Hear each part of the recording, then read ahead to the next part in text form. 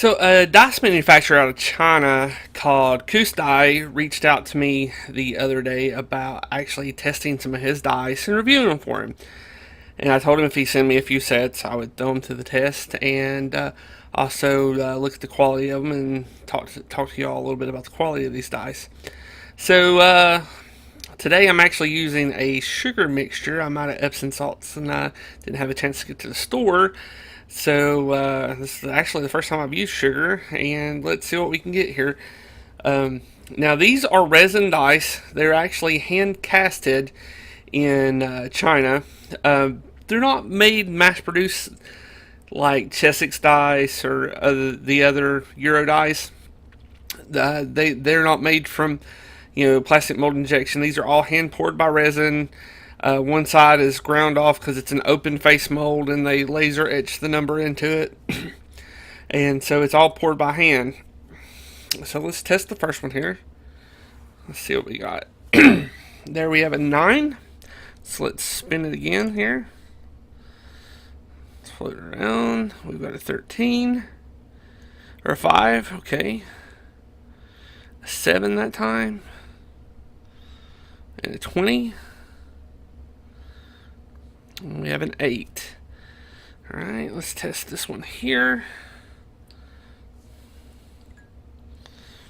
Okay, our first number is 18. Next number is 12. Let's get a good spin this time. Let's see, a 5. A 10. 8. There we go. 20. I landed 14. We finally stopped moving.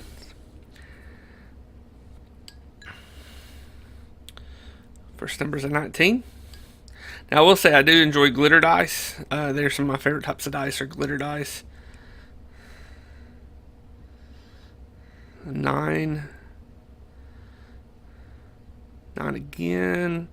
This one might be a little off balance here. Could be the way it's spinning. 9 one more time. And a 1. I think it was just the way it was spinning. A 5. We have 14. Oh, this one floats really well. Okay, 12. 3. And a 17.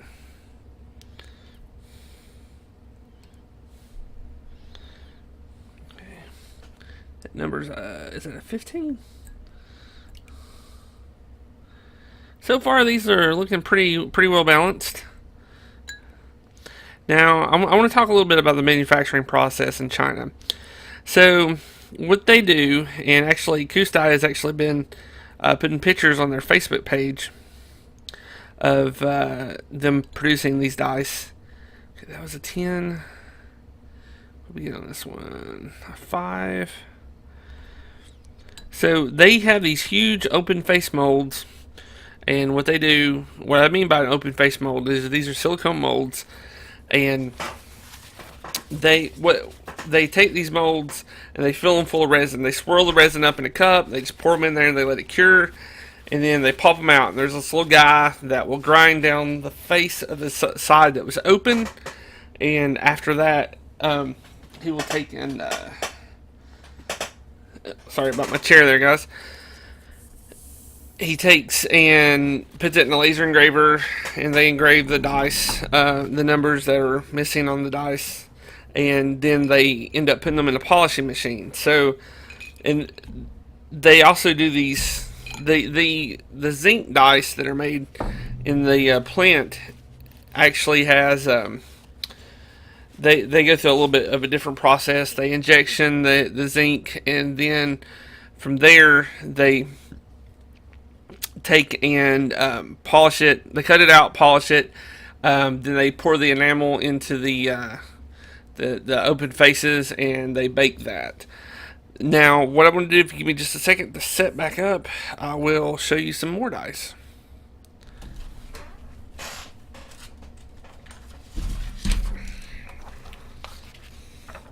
Let's cover that mess up. It's a hot mess right there. And yes, I'm just using sheets of paper here because I'm down in my paint area where I paint my miniatures at. This is the quietest place. I'm trying to get some of this sugar off these These dice, I don't want them sticky while I'm handling them. They're so sweet, they'll give you diabetes. Just kidding. Okay, so hopefully we can get these in a good shot. Some of these, the actual glitter in this one here reminds me a little bit of the Borealis dice from Chessex that they came out with a few years ago, and everybody's obsessed with them right now in the dice clubs. That looks more like some of their newer glitter. Actually, it kind of looks a little bit of, it has the same shimmer as the aqua purple or the clear. So the this one here is just one of their swirls, and another swirl that they put in here, clear swirl. This is another bit of that sparkly glitter that they have. And here's a larger chunk glitter, which looks pretty cool. Now this die right here is the dice I want to talk about. So if you see this is a blue resin with gold flakes in it. And this is real gold foil. I guess the same stuff that they use to coat picture frames with and such. So what happened? This is a controversial die at the moment that's coming out of China. There's a handmade dice company in America called Lucky Hand Dice, and their iconic color is blue with gold flake in it. And I believe that where it's sold so well, and the makers in China saw this, they started making their own. So of course, if you're a dice collector, you hear about all the drama where people complain about this coming out of China. It's ruining the sales for Lucky Hand and changing everything else. But this exact same thing happened about a year and a half ago when HD Dice came out with the rainbow dice. It was multiple layered rainbow colors. I have a set in my collection, but what happened was there was another dice manufacturer called Clue Dice, I believe, and they had a rainbow dice. And so the difference in price was you could get a set of the rainbow dice from China for about $10 a set, and the Clue dice were, I believe, $125 a set. Now, the Lucky Hand dice, I believe when they actually have this color in stock, it's about $40 to $50. And right now, you can pick these up online at some shops for about $5 to $10. For what I understand, that's real gold flake in there. Nothing to write home about. I mean, you can't get it out and like refine it or anything. It's stuck in epoxy for the rest of its life. But that was the big dice drama here recently. And yes, there is dice dramas in the dice collecting universe here. Let's see if I can get a better picture of it. Hopefully it's in focus. Right there. And right now, this is my favorite die that they sent. Now, the finish on these dice, I've seen some dice come from China that were hit or miss. You get dice like Whiz Dice. They don't go through that last polishing step. That's why they're so cheap. But of course, they're sold at a manufacturer's specification. The Brybelly, the company that has it produced, they say, well, this is how we want it produced. We want to save that dollar instead of having them polished at the end. So, but these smaller factories out of China are actually producing really good dice. And I've talked about this in the past inside the club a little bit, but if they keep producing dice this well, it's going to the American and European manufacturers are going to start hurting because these dice look really good. The main ones that I'm seeing now that they're starting to produce too. Well, these glitters here, this is a big deal. I predicted this would happen. When Borealis were stopped being made, the reason being behind it was the Euro. One of the glitters was used in the Euro, so it made it hard for them to get that color glitter. Then, from that, what happened was another glitter that they used doubled in price. And that's the reason why Cheswick stopped using that, because they couldn't import this glitter anymore because it was insane. These Cheswick dice are made usually in Germany. I think some sets are made in Denmark and England. But the price skyrocketed. Well, the thing is though, they don't have the same restrictions for glitter usage in China, so therefore they can use those old glitters. And what's going to happen is they're going to start producing more and more dice with this old style glitter that we see from Cheswick's, and the market's going to get flooded. If they can create the confetti colors, I feel sorry for those people that paid over $1,000 for a set of dice.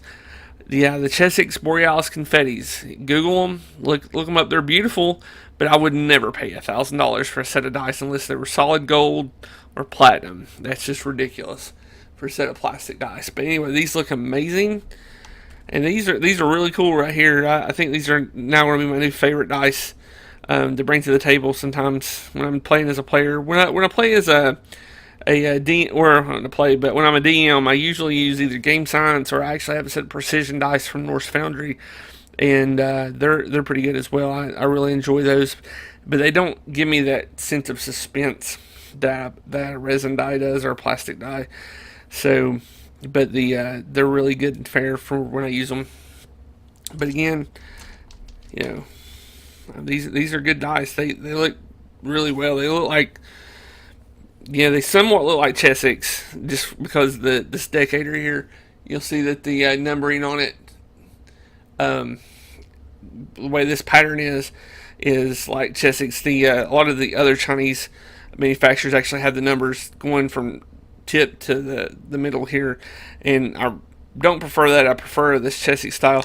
You can always tell the difference between a Cheswick die and a Chinese die is if you look at the 7. And do I have a Cheswick's laying around here? No, I do not. But if you look at 7 here, the Cheswick's dice, actually, this might have it. Sorry, guys. My camera shook there. It might be hard to see. Let's see here.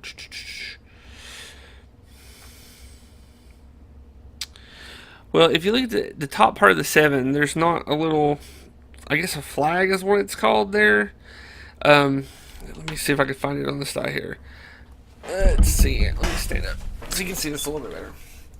So you see at the top part of this die right here, that little tip comes down. That's standard in a Cheswick's die.